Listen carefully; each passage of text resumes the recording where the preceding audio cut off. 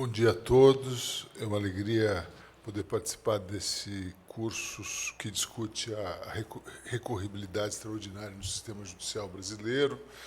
Eu gostaria de falar especificamente sobre o recurso especial, os desafios que o recurso especial hoje enfrenta diante da emenda constitucional 125 e das propostas de disciplinamento legal dessa emenda, que hoje ainda se discutem, e fazer um pequeno perfil, né, do recurso especial, da sua origem, da sua prática, das suas funções, do seu funcionamento. Todos sabem, né, que o recurso especial ele nasce, assim como o Superior Tribunal de Justiça, como uma costela de Adão do Supremo Tribunal Federal, né? Até 1988 nós tínhamos um único tribunal de jurisdição extraordinária, que era o Supremo Tribunal Federal, que acumulava funções de controle de constitucionalidade e funções de controle de uniformização da aplicação da lei federal no país, assim como em outros países, assim como, por exemplo, a Suprema Corte Americana, na qual se inspirou o Constituinte brasileiro em 1891 para criar o Supremo Tribunal Federal. A origem, portanto, do recurso especial é a origem no recurso extraordinário, né, que é, obviamente, como diria o conselheiro Acácio, por definição, extraordinário, parte da jurisdição extraordinária.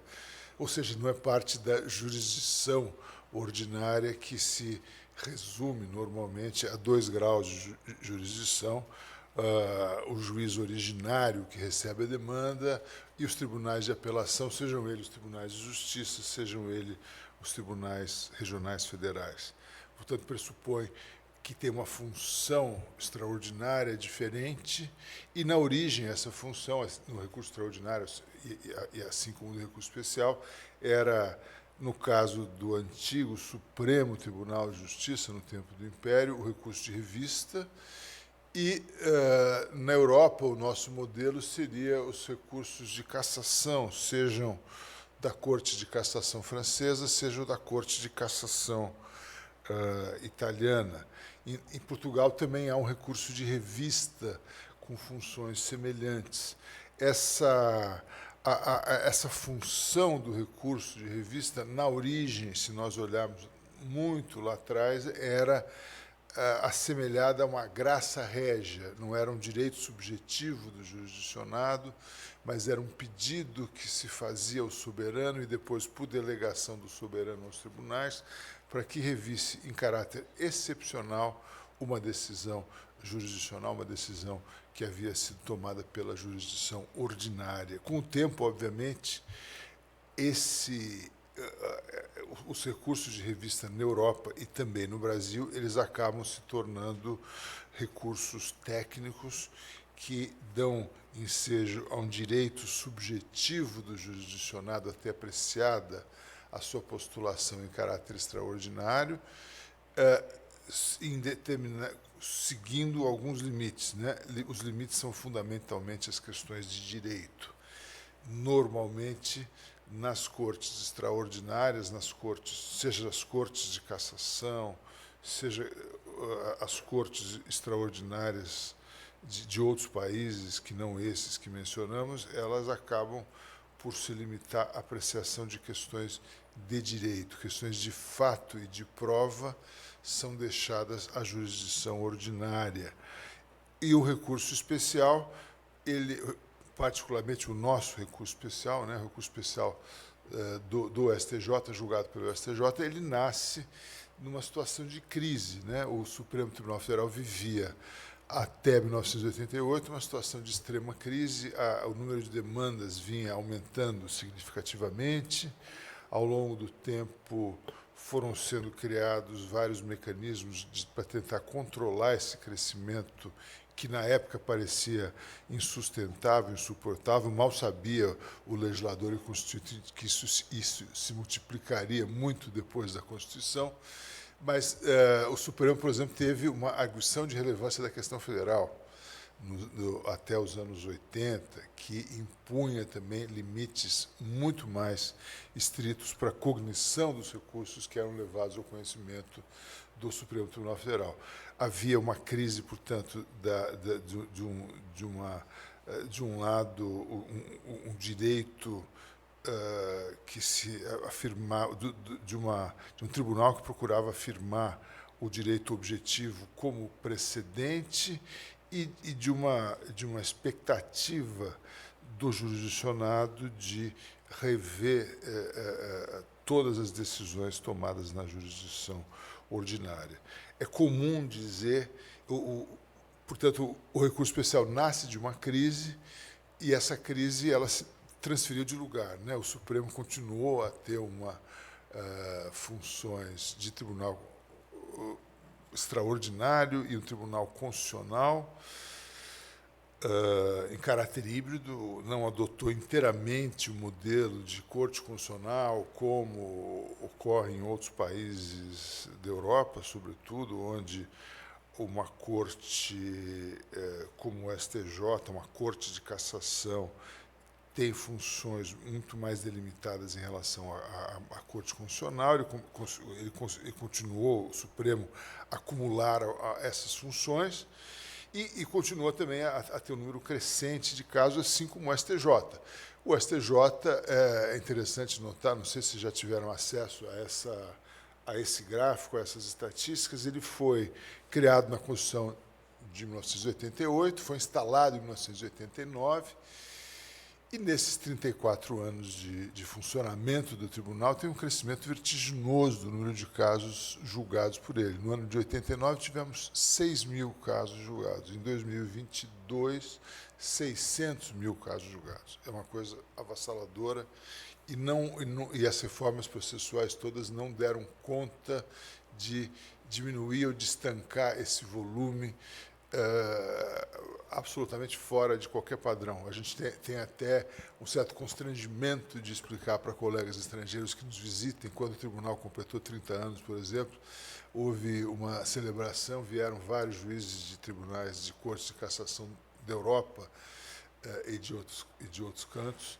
e era até difícil explicar a quantidade de recursos julgados pelo STJ com métodos cada vez mais intensos de julgamento em massa, como se vê nos plenários virtuais e nas inúmeras outras técnicas que vêm sendo utilizadas.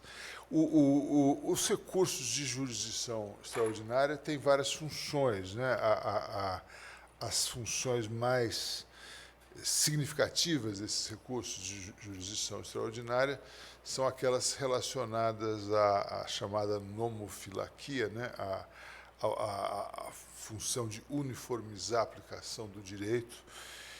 Portanto, essa função nomofilácica ou nomofilática, depende de quem diga, ela é uma das funções essenciais e ela consta claramente da matriz constitucional que criou o STJ, no artigo 105.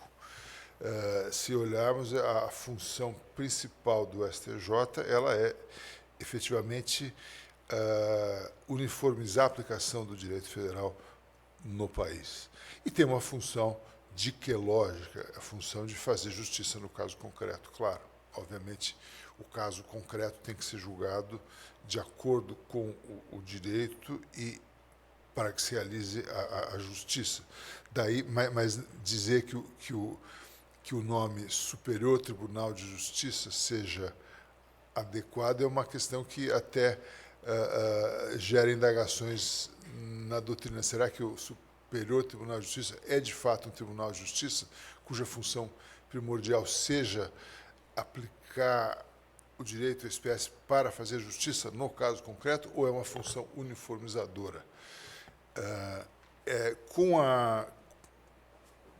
A rigor, né, se nós olharmos a matriz constitucional do STJ, o artigo 105, a linha 3, ela diz o quê? Que compete ao STJ julgar em recurso especial as causas decididas em uma única ou última instância pelos tribunais de apelação quando a decisão contrariar ou negar a vigência da lei federal, julgar válido um ato de governo local ou der à lei federal interpretação divergente da que lhe haja atribuído outro tribunal. Essas alíneas A e C que são as mais aplicadas, né? Contrariar a vigência ou negar vigência da lei federal ou dar uma interpretação divergente, mas de causas decididas, né? De causas decididas. Isso está na vertente, na origem também, talvez, da multiplicação de recursos. Na origem do tribunal se entendia que o recurso especial só podia, de fato, ser interposto de decisões já terminativas, né, que julgassem, que decidissem uma causa em sua inteireza e não de decisões interlocutórias. Prevaleceu o entendimento de que nós poderíamos e deveríamos apreciar também recursos interpostos de agravos de instrumento, de recursos internos, de recursos de decisões ainda que não concluíssem a causa, que não decidissem a causa. Isso, muitas vezes, está na raiz dessa multiplicação inaudita de recursos especiais. Não é incomum nós julgarmos um recurso especial interposto de um agravo de instrumento, devolvermos o processo à apreciação do tribunal de origem, o tribunal apreciar ou não, quase sempre não apreciar, aquilo sobe e volta. Não raro, julgamos uma segunda vez e até uma terceira vez o mesmo processo. E, às vezes, quando há inúmeras causas paralelas em questões adjacentes, julgamos várias vezes a mesma questão e várias vezes com relatores diversos, em turmas diversas, o que gera a possibilidade, obviamente, de uma disparidade de entendimento que muitas vezes acontece. Por exemplo, eu julgo na terceira turma do STJ, e muitas vezes por uma deficiência técnica na distribuição e pelo volume extraordinário, não se percebe que haveria talvez uma conexão ou uma relação com um outro recurso que devesse levar a uma apreciação conjunta. Isso acaba por gerar algum atrito. Na prática, né, todos sabemos que as hipóteses de conhecimento do recurso especial maiores são aquelas da linha A do inciso 3 do artigo 105, né, contrariedade ou negativa de vigência da lei federal. Porque é uma cláusula ampla, né? A contrariedade implica o quê? A ofensa direta, a não aplicação da lei federal, uma aplicação equivocada da lei federal, a má interpretação da lei federal, e é mais ampla do que a negativa de vigência da lei federal. Mas, de todo modo, a linha A acaba quase sempre sendo o principal veículo para que o recurso especial seja conhecido e apreciado. A linha B é muito mais rara, né? É um ato de um ente federativo diferente, quase nunca isso é apreciado, é muito raro. Mas a linha B, depois do reconhecimento pelo Supremo da possibilidade de um controle de convencionalidade, né, ainda muito pouco usado no Brasil, talvez seja um veículo interessante para um controle de convencionalidade difuso, né? Aquelas convenções aprovadas de acordo com o rito do artigo 5º, parágrafo 3º da Constituição, que tem eficácia supralegal, né? Por exemplo, com o Pacto de São José da Costa Rica, entre outros. Mas ainda é muito incipiente. A linha C, normalmente, quando se interpõe um recurso especial, ele é interposto tanto pela linha A, né, a contrariedade ou negativa de vigência da lei federal, ou a linha C, que é a divergência de interpretação da lei federal. A linha C não pode quase nunca ser alegada sem que se alegue a violação da lei federal direta pela linha A. Né? Normalmente existe um acoplamento de uma pela outra, e a linha C traz problemas técnicos difíceis. Ela tem que ser demonstrada analiticamente, ela tem que ser atual, ela não pode ser uma divergência interna.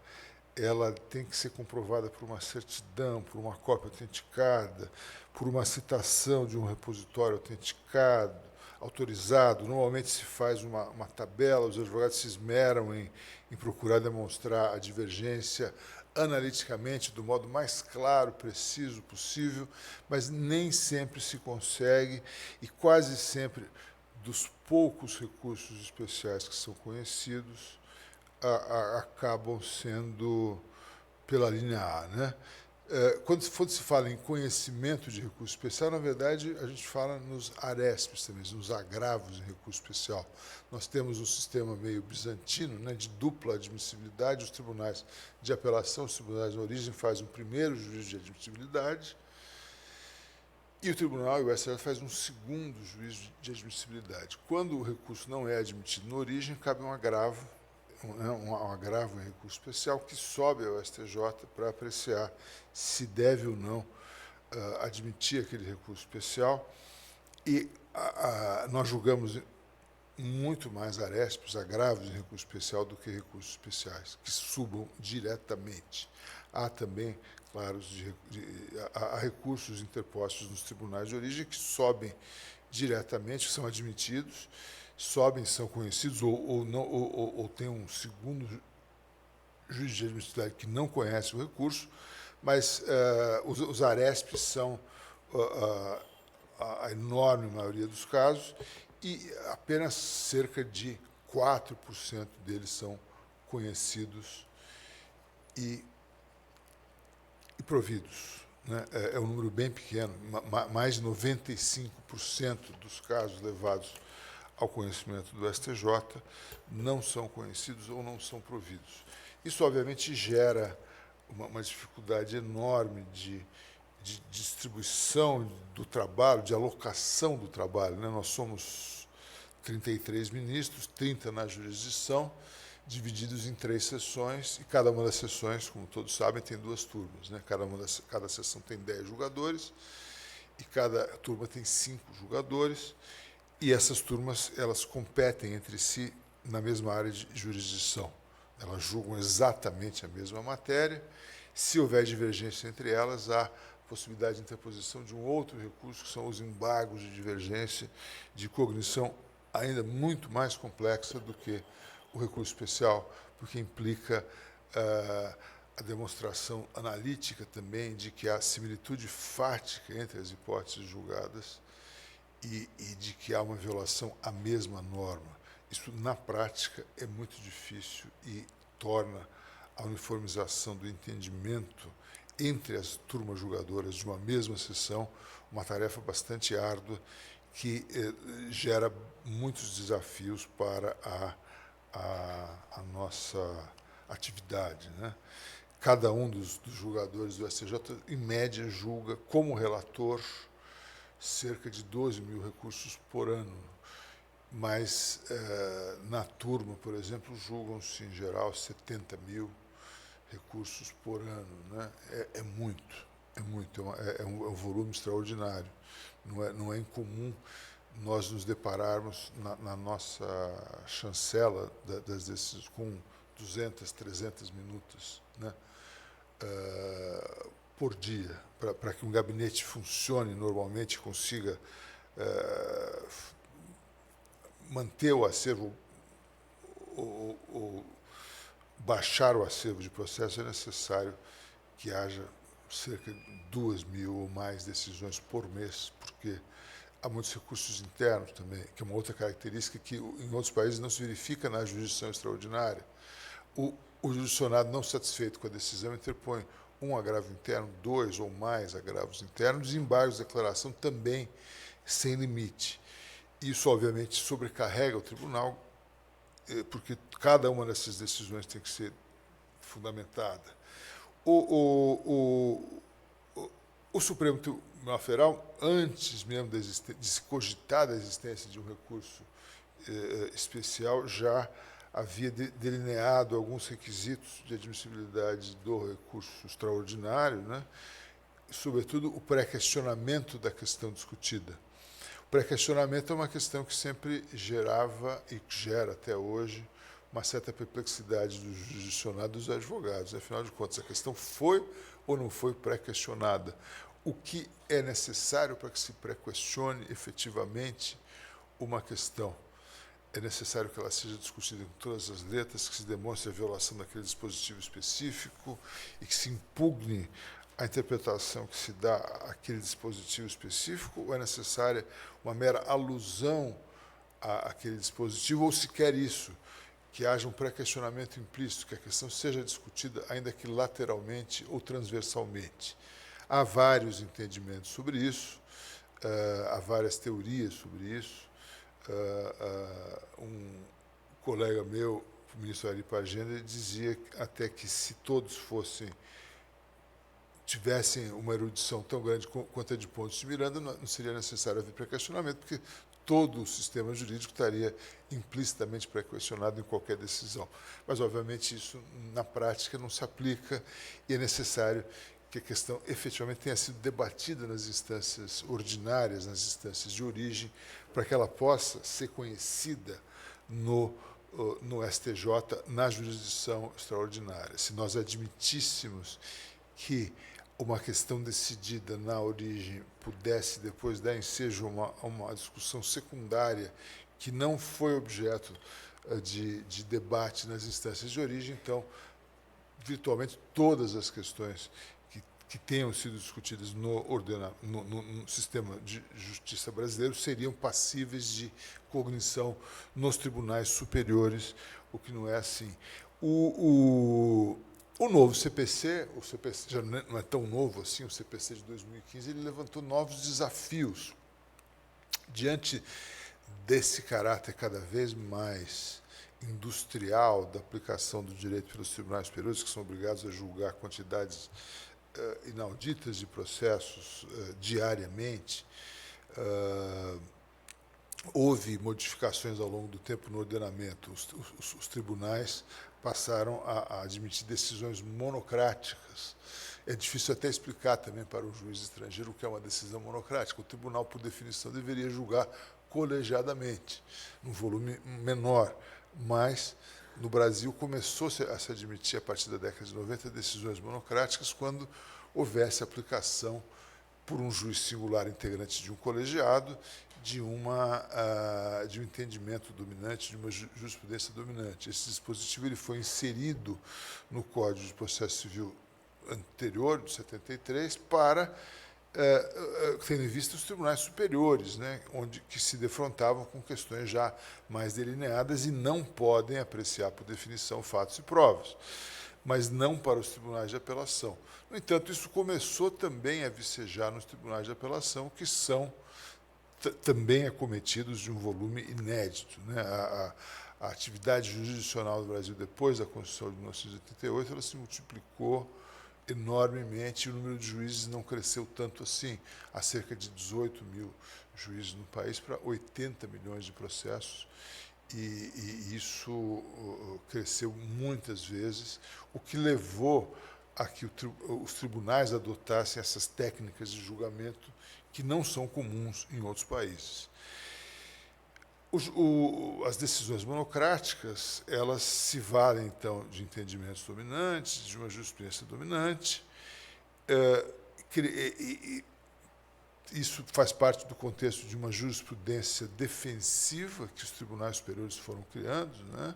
É preciso juntar uma guia específica para cada recurso, é preciso que o preparo seja feito adequadamente, com uma guia própria, e que não seja objeto de um agendamento na conta bancária, mas de um pagamento, ou seja, de um débito na conta bancária que comprove. Isso tudo é debatido jurisdicionalmente, também é uma característica muito brasileira. Em muitos tribunais há uma área administrativa que se encarrega desses aspectos da juntada de guias, do pagamento, do recolhimento, da certificação ou não do pagamento, e o magistrado recebe aquilo no estado em que se encontra. No Brasil, não, tudo isso é objeto de impugnação, se a guia foi juntada ou não. Em determinado momento, a Caixa Econômica Federal tinha tantos recursos que, até por uma questão operacional ou por dificuldades técnicas, sem que se cogitasse de má-fé, ela começou a juntar a mesma guia, a mesma cópia xerográfica, no tempo da Xerox, para cada um dos milhares de recursos que ela interpunha. E, obviamente, isso foi descoberto, não apenas pelo aspecto da diminuição da receita originada daquela taxa judiciária que deixou de ser recolhida para cada um dos processos, mas também porque aquilo, na verdade, dava ensejo a uma artimanha que não podia ser admitida. Então, houve, e até hoje há uma discussão sobre a necessidade de uma juntada de uma guia específica para cada um dos recursos, a necessidade de que haja comprovação do pagamento e não do agendamento, e por aí vai. Essa jurisprudência defensiva também, muitas vezes, nas decisões monocráticas, ela se reflete em decisões muito sintéticas que fazem apenas menção a um julgado, a um entendimento dominante. Isso levou aqui no novo CPC, o CPC de 2015, se criasse um dever de fundamentação muito grande, no artigo 489, parágrafo 1º, por exemplo, há um rol ali de requisitos necessários à fundamentação de uma decisão, para evitar, por exemplo, que a decisão faça uma mera menção, uma citação, uma paráfrase de uma outra decisão, para evitar decisões genéricas. O voto vencido, por outro lado, tem que ser parte também integrante do acórdão, para que já haja pré-questionamento, né? Quando o voto vencido muitas vezes trata de uma questão que não foi abertamente discutida, mas que traz aquela questão que depois é objeto do recurso especial, aquilo, obviamente, passa a integrar o objeto do recurso e pode ser levantado. O princípio da não surpresa também é uma outra característica do Código de 2015 que gera alguma perplexidade. Se interpretado ao pé da letra, o princípio da não surpresa levaria a que o magistrado, quando estivesse cogitando da aplicação de um dispositivo, tivesse que ouvir as partes para que elas se manifestassem sobre a possibilidade da aplicação do direito à espécie, ainda que ele não tenha sido invocado pelas partes. Isso, de algum modo, violaria ou não aquele brocardo histórico, dá-me os fatos do outro direito. São situações também que levam a uma perplexidade na aplicação do direito depois da inovação do Código de 2015. O tribunal também acabou desenvolvendo, ao longo do tempo, um conjunto de súmulas, né, que acabam por orientar a aplicação do direito. Lá dentro, a famosa súmula 7, que impede o reexame de fatos e provas, e a súmula 5, que impede a apreciação direta de contratos. Mas, obviamente, se aquele fato foi objeto de um delineamento preciso nos tribunais de origem, isso não impede que o STJ venha a revalorar aquele fato ou aplicar o direito da maneira que entenda correta aquele fato que foi claramente delineado na origem. Assim também com os contratos. Se uma cláusula contratual foi objeto de uma discussão específica na origem, nada impede que o STJ venha a aplicar o direito, a extrair as consequências daquela disposição contratual como entender adequado.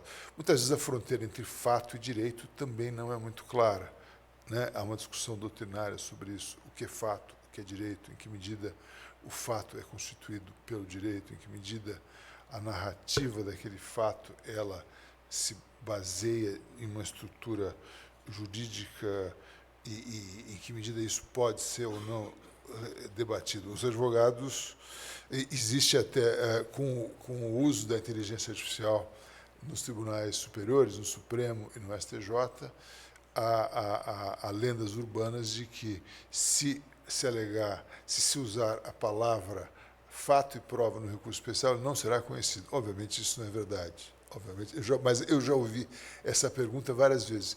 Se eu colocar fato e prova no recurso, ele vai ser conhecido?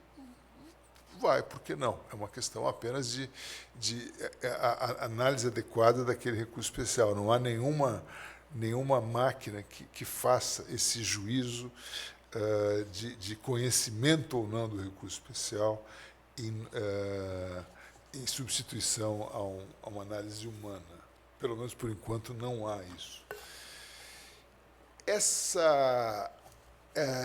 Esses números, esse inchaço do Poder Judiciário no Brasil, levou já em 2004 a uma reforma importante, a emenda constitucional 45, né, de 2004. Ela originalmente previa não apenas a repercussão geral no Supremo, como depois se implantou, né, desde 2006, desde a lei federal que disciplinou a repercussão geral, mas também de uma relevância da questão federal no STJ. Por alguma razão, a parte atinente ao STJ saiu. Eu não conheço a história legislativa da tramitação da emenda constitucional 45, mas a parte da relevância da questão federal que dizia respeito ao STJ, ela foi subtraída da emenda 45 e ela passou a ter apenas a parte relativa à repercussão geral e à criação do CNJ, entre outras coisas. O que, obviamente, deixou com que o STJ continuasse a ter um crescimento desordenado do número de processos, né, até chegar a esse limite muito grande. Com isso, houve, claro, ao longo de inúmeros anos, um debate grande para que fosse também feita uma alteração na Constituição, de modo a permitir que nós tivéssemos um filtro semelhante ao do Supremo, um filtro de relevância que permitisse com que nós cumpríssemos a função constitucional nomofilássica ou nomofilática, né, de uniformização do direito federal e de precedentes. Isso foi feito quando o ministro Theory ainda integrava o STJ, antes de ir para o Supremo. Ele, então, se encarregou de redigir a minuta do que viria a se tornar a Emenda Constitucional 125, reaproveitando aquela discussão antiga e fazendo uma redação paralela àquela que já existia em relação à repercussão geral. Na origem, portanto, a redação do que viria a se tornar a Emenda Constitucional 125 foi feita pelo ministro Theory, com base naquela redação antiga, que foi subtraída da Emenda 45, e para criar um paralelo no STJ à repercussão geral. Foi aprovada na Câmara, mais ou menos com aquela redação, mas aí no Senado houve uma longa tramitação, uma resistência muito grande, que levou a que se fizessem algumas alterações que tornam a relevância, o filtro da relevância, um pouco diferente do que a repercussão geral.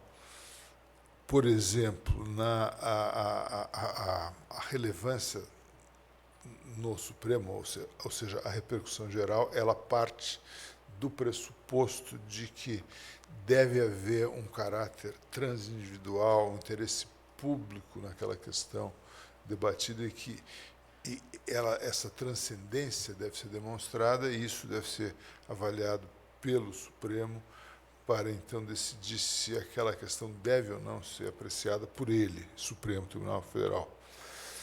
No STJ, talvez em razão de uma experiência não tão bem sucedida no Supremo, de uma preocupação de advogados e também dos parlamentares, houve uma guinada prática.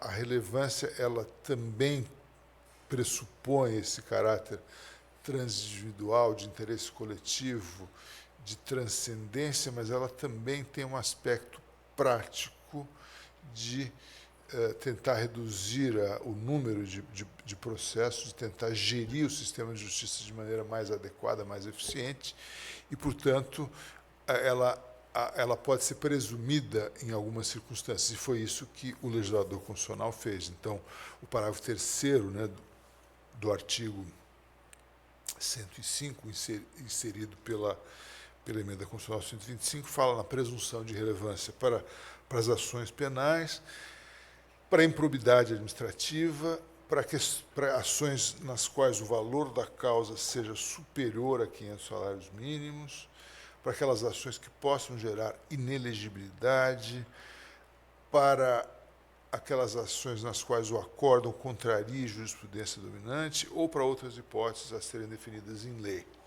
Essa lei ainda não foi aprovada. Ela está sendo objeto de uma discussão bastante acalorada entre o STJ e o Parlamento, mas já há alguns consensos.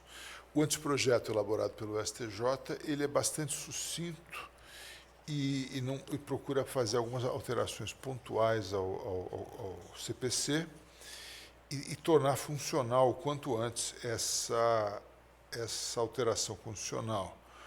O que basicamente se propõe ao anteprojeto é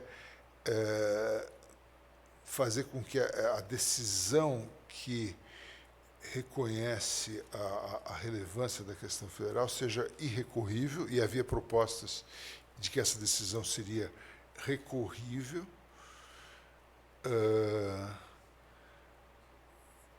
Essa decisão ela deverá levar em conta a existência ou não de questões relevantes do ponto de vista econômico, político, social ou jurídico, que ultrapasse os interesses meramente subjetivos do processo,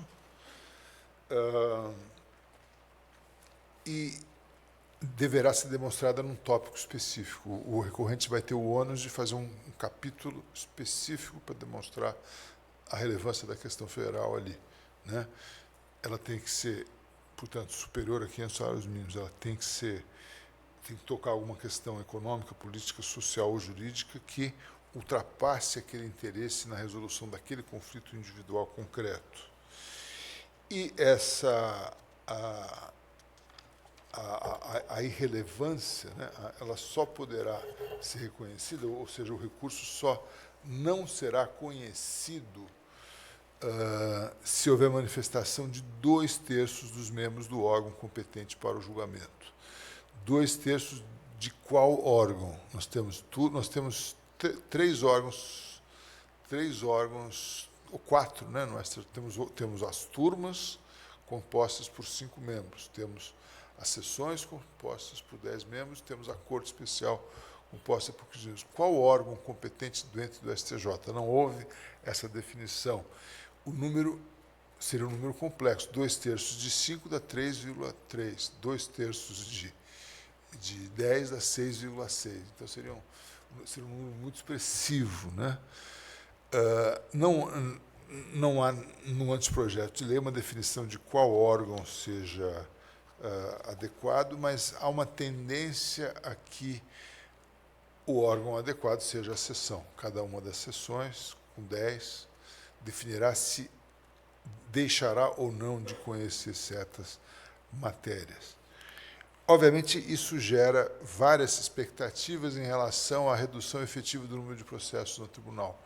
Qual será a redução efetiva? No Supremo, ao longo de mais de 10 anos, a redução foi da ordem de 40% dos casos, o que é muito significativo, mas para uma Corte Constitucional ainda não resolveu o problema. Eles ainda se deparam com um número excessivo de casos que julgam permanentemente, incessantemente, e agora tudo, né, em plenário virtual. Nós ainda no STJ, no plenário virtual, só julgamos agravos internos em base de declaração. Temos as decisões, temos o grande número de decisões tomadas no âmbito do STJ, ainda monocrática, né? A imensa maioria, 95% das decisões são monocráticas. As questões mais relevantes são levadas aos colegiados, que julgam de maneira híbrida, né? Presencial, mas também por videoconferência. E o plenário virtual ainda não tem o alcance e a profundidade que tem no Supremo. A expectativa é que também tenhamos que adotar um plenário virtual em que se julgue virtualmente tudo que possa haver no STJ. Mas não há ainda uma expectativa, não há um número concreto. Há maneiras diversas de entender com o fluxo de funcionamento do STJ depois da aprovação dessa lei. Parece que, assim como no Supremo, a relevância ela vai, já que se exige um quórum tão elevado para decidir que o recurso não pode ser conhecido por não preencher o requisito específico da relevância, um quórum de uma decisão de 2/3, presume-se, né, no dia a dia que é relevante a questão, a não ser que ela caia no filtro objetivo do valor, por exemplo, ou de outras questões.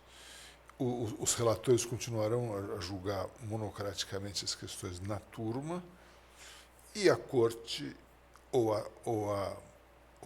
a sessão, em se tratando de questões mais comezinhas, definirão se há ou não relevância por 2/3. Isso vai ter certamente um impacto muito grande, mas talvez esperar que haja o surgimento de um contencioso paralelo em torno do que é ou não relevante. Apesar de se dizer que a decisão é irrecorrível, há um temor, né, de que haja agravos das decisões que entendam que o recurso não possa ser conhecido por falta do requisito da relevância. É interessante que, ao mesmo tempo que se discutem essas questões em detalhes enormes, difíceis até de prever aplicação concreta no tempo, algumas outras questões não são levadas em consideração. Para a gestão do sistema de justiça, para a gestão do processo, talvez mais relevante até do que a definição precisa da relevância, fosse a questão das custas judiciais e da assistência judiciária gratuita, né? No âmbito federal, acho que todos sabem, as custas judiciais são disciplinadas por uma lei federal antiquada que prevê apenas a atualização monetária das taxas judiciárias. Então, para interpor um recurso especial, por exemplo, a taxa judiciária é de R$ 220 aproximadamente. Para propor uma ação rescisória originária no STJ, R$ 400 e poucos reais. Isso é completamente dissonante da prática internacional e do que praticam os outros tribunais no Brasil. Os tribunais estaduais têm taxas judiciárias muito discrepantes e quanto maior o IDH, o Índice de Desenvolvimento Humano, quanto mais rico o Estado, mais caro ele litigar, mais barato ele litigar. Quanto menor o IDH, mais caro ele litigar. É um dos paradoxos que um grupo de trabalho ao qual eu pertenço no CNJ procura resolver por meio de um anteprojeto de uma lei complementar nacional, né, uma lei quadro, que cria algumas balizas para que os tribunais, no exercício da sua autonomia, fixem taxas judiciárias mais equivalentes ou não tão desajustadas. No âmbito federal, isso gera distorções inúmeras. Por exemplo, o Tribunal de Justiça do Distrito Federal é um tribunal federal, né, porque ele é um Tribunal de Justiça Federal do DF e dos territórios e se sujeita à lei federal. E um agravo de instrumento, por exemplo, tem uma taxa judiciária de R$ 11. Então, isso acaba gerando situações em que o foro de eleição é o DF apenas porque é muito barato litigar ali. Distorções desse tipo deveriam ser corrigidas e teriam um impacto imediato e muito maior do que discussões meramente processuais, né? Nós já fizemos inúmeras reformas processuais, emenda constitucional e alterações já no Código Busaide, inúmeras, agora com o novo CPC, e o número de processos só aumenta e sem cessar. Seria o momento de nós realmente olharmos para a gestão efetiva do sistema de processos, como se faz no mundo inteiro, olhando também com atenção para a assistência judiciária gratuita. É claro que ela tem que existir, mas ela tem que existir de maneira muito mais adequada. Talvez devesse existir um limite objetivo, talvez a isenção de imposto de renda, para que se considere que aquele jurisdicionado faz jus ao benefício. Talvez o benefício possa ser concedido por ato processual e não apenas na sua inteireza. Talvez ele possa ser concedido num momento e não outro. Enfim, há inúmeras discussões de economia comportamental, também que são relevantes para a gestão do sistema processual e que talvez possam abreviar algumas das discussões difíceis, penosas, que a doutrina aponta na criação de um filtro de relevância que não gere injustiças, que permita, de um lado, que o tribunal, que o STJ, cumpra a sua missão de corte com essa função nomofilásica e de corte de precedentes, mas sem ameaçar direitos e garantias fundamentais e sem comprometer o acesso à justiça. Eu acho que esses são alguns dos desafios que nós temos hoje. O sistema de precedentes ele tem se revelado já antes do novo Código, desde a criação dos recursos repetitivos, muito importante para a uniformização de alguns entendimentos, mas ele não se mostrou suficiente a resolver os desafios que nós temos com essa hiperjudicialização que temos no Brasil, porque as questões de direito elas se multiplicam, elas se tornam cada vez mais fracionadas e muitas vezes o recurso especial não é adequado, ou o precedente, vinculante ou não é adequado a resolver todas as questões que se colocam ali. Mais importante do que a mudança legislativa é a mudança de cultura, a mudança de entendimento, como preconizado por alguns doutrinadores, como Marinoni, por exemplo, que fala na necessidade da criação de uma cultura de precedentes, de uma ética de precedentes e de uma técnica de precedentes. O precedente ingênuo, como ele diz, é aquele que se destina a julgar apenas casos idênticos, mas não um precedente que possa ser interpretado a partir da sua ratio decidendi, a partir da sua razão de decidir, para aplicação para casos semelhantes, mas não idênticos. Caso contrário, nós teríamos, eu sempre gosto de fazer essa analogia, uma situação semelhante àquela que o grande escritor argentino Jorge Luis Borges narra num conto. Um determinado país tinha a arte da cartografia tão desenvolvida que os mapas foram se tornando cada vez maiores e mais complexos, a ponto de terem o exato tamanho do território mapeado.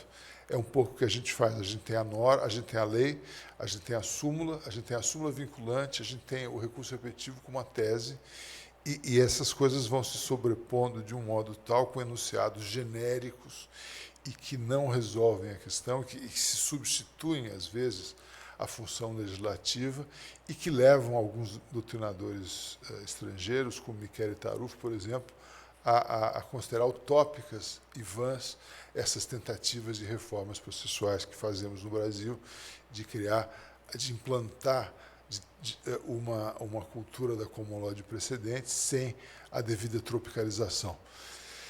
Esses são alguns dos desafios que a gente enfrenta para que o sistema de justiça possa ser reformado efetivamente e cumprir as suas funções, de garantir o acesso à justiça, garantir uma justiça rápida, efetiva e que possa ser cumprida e de maneira adequada. E que os tribunais superiores possam efetivamente uniformizar o entendimento quanto à lei federal, no caso do STJ, e quanto à Constituição, no caso do Supremo. Obrigado pela atenção de todos. Eu não sei se há tempo para perguntas, mas se houver, eu estou à disposição. Positivo. Temos tempo, sim, professor. Alguém que deseja fazer alguma pergunta, basta levantar a mão e encaminhamos o microfone até as senhoras e os senhores. Pergunta.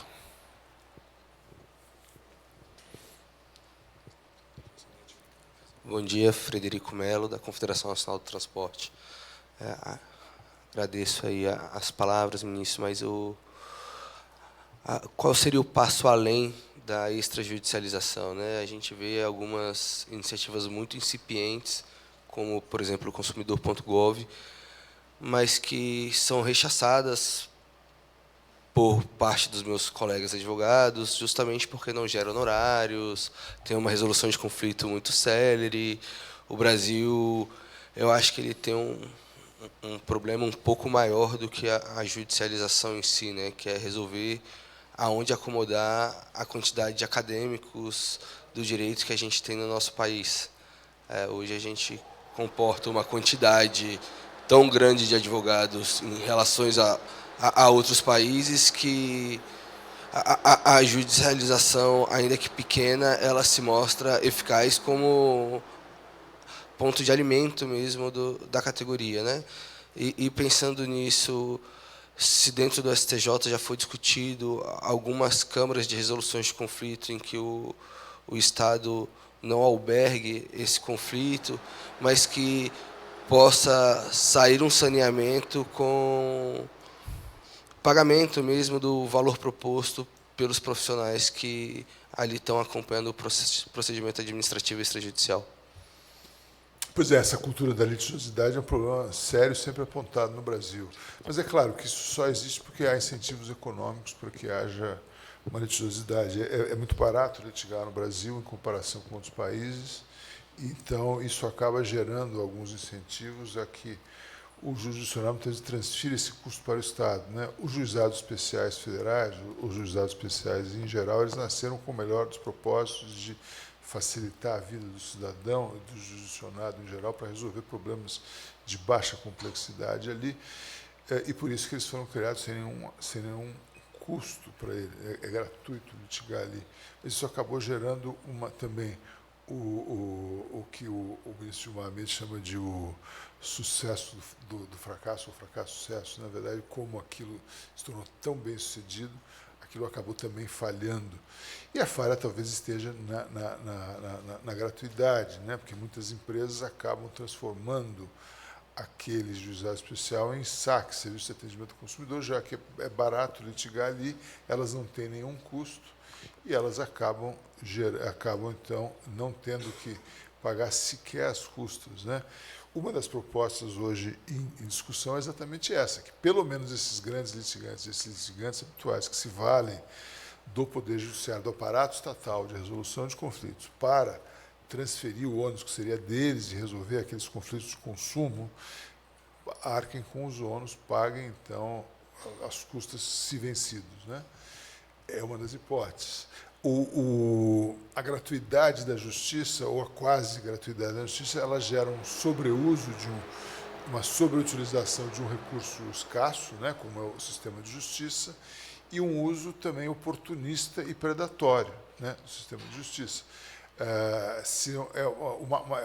Em alguns casos, é uma aposta sem qualquer risco. Você litigar no judiciário, eu tenho uma discussão acerca de uma demanda possível, imaginária às vezes, e eu não vou arcar com o custo sequer de propor a demanda e muitas vezes nem com advogados. Então, isso obviamente gera um uso que a gente já no STJ procura coartar. Por exemplo, houve algumas indústrias judiciárias que surgiram ao longo dos anos, ações exibitórias, ações propostas para exibir documentos num período muito longo, sem que se exigisse que tivesse havido uma postulação prévia perante a entidade, o banco, para que mostrasse os documentos, apenas para receber honorários, ações relativas ao uso inadequado dos sistemas de avaliação de risco de crédito, os credit scores. Quanto a essa questão das ações exibitórias, já houve decisões que começaram a exigir que, ao menos, houvesse uma postulação prévia com indicação do período exato dos documentos que deveriam ser exibidos pelos bancos, por exemplo. Quanto ao credit score, houve um repetitivo no qual se julgou a questão, com uma audiência pública prévia, no qual foram debatidas todas as questões, e que se demonstrou que os sistemas de avaliação de risco de crédito são, cada um deles, próprios, com variáveis próprias, e que eles geram resultados diferentes de acordo com os dados que forem alimentados e que não geram necessariamente um dano a ninguém, a não ser que haja uma violação especificamente demonstrada. Esses são alguns dos exemplos, né,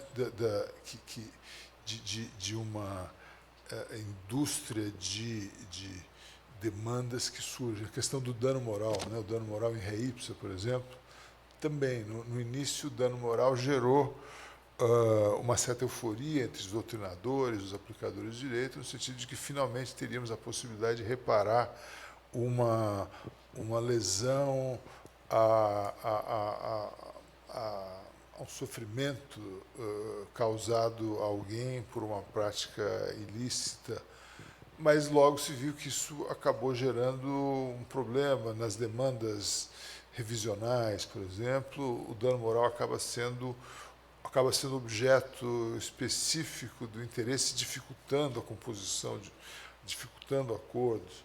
Nas demandas relacionadas à saúde, o dano moral em ré ipsa foi, com o tempo, se tornando uma verdadeira indústria, advogados especializados nisso. Nas demandas relativas a imóveis, também o dano moral incondicionalmente deferido, sem a prova concreta de uma lesão, de um abalo psíquico, também gerou danos perversos. Então, são várias características que devem ser levadas em consideração. Nós, no STJ, chegamos a promover também um debate sobre o chamado ombudsman bancário.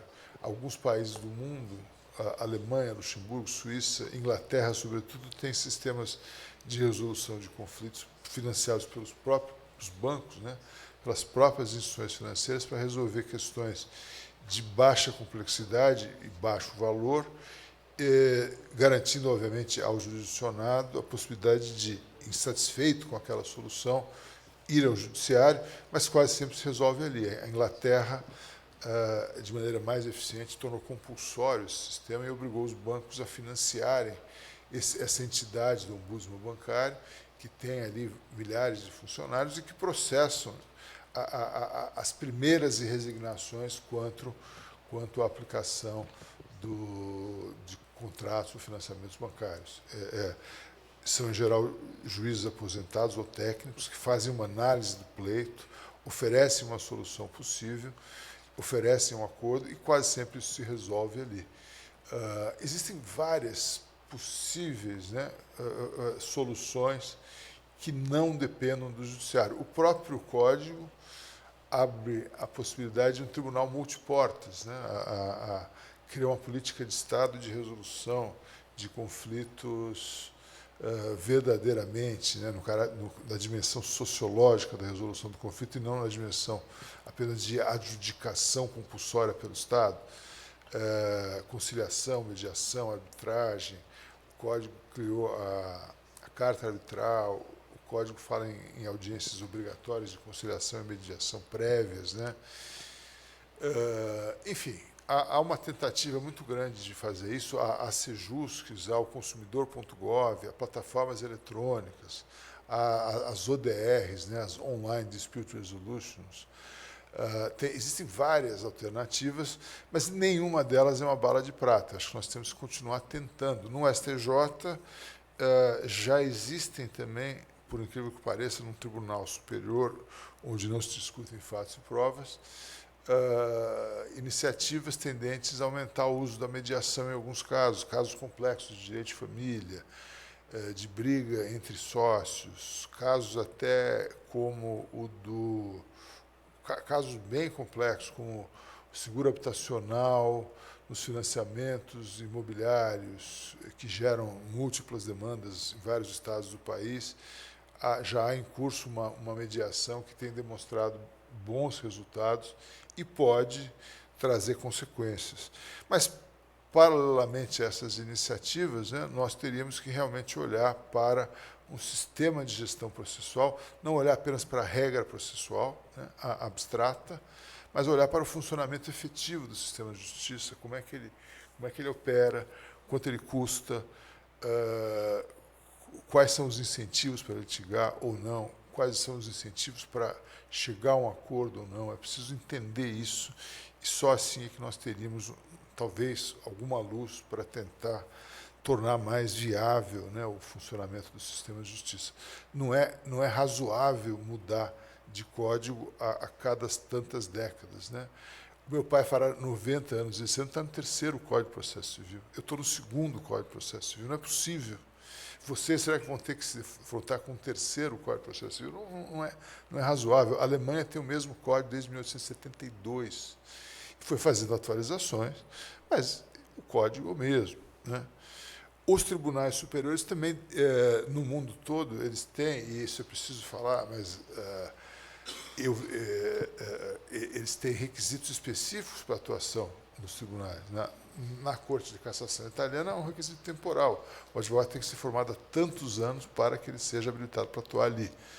Na Inglaterra tem que haver uma aceitação específica, nos Estados Unidos também, na Alemanha também tem que haver uma aceitação específica. Na Alemanha, fizemos uma visita ao tribunal homólogo ao STJ, que é o Bundesgerichtshof BGH, que tem 100 juízes, e eles, na área de direito civil, na área de direito privado, eu perguntei quantos advogados podem atuar aqui. 45. Falei, 45? Sim, só 45 são habilitados a atuar ali.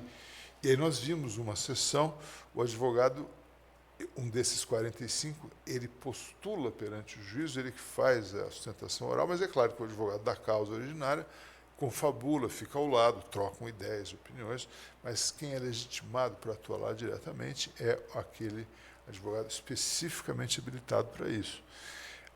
Eu perguntei, mas esse advogado, então, ele vai ter um privilégio excessivo, porque ele vai passar a poder advogar com quase monopólio sobre a questão. Falou, não é bem assim, porque mais ou menos metade do tempo dele é para julgar questões que são consideradas relevantes pelo tribunal, e aí ele vai receber um valor de uma tabela e tal. Então, na verdade, existe aí um equilíbrio e o advogado tem efetivamente fé pública. É claro que isso no Brasil seria inaplicável, mas, de todo modo, a ideia de que é preciso ter uma qualificação específica para atuar no Tribunal Superior é muito importante. A gente se depara, não raro, no STJ, com situações em que alguém que acabou de se formar faz uma sustentação oral e diz, orgulhosamente, é a primeira vez na vida que eu subo uma tribuna. A gente se vê obrigado a dar parabéns, congratular, desejar sucesso. Mas será que é razoável que pela primeira vez a pessoa vá diretamente ao Tribunal Superior? Acho que não, né? A qualificação para atuar num Tribunal Superior, que tem uma técnica recursal toda própria, específica, difícil de dominar, é importante até para que não haja prejuízo aos clientes. E, obviamente, a partir de alguns refinamentos, seria possível até imaginar uma ampliação dos tribunais.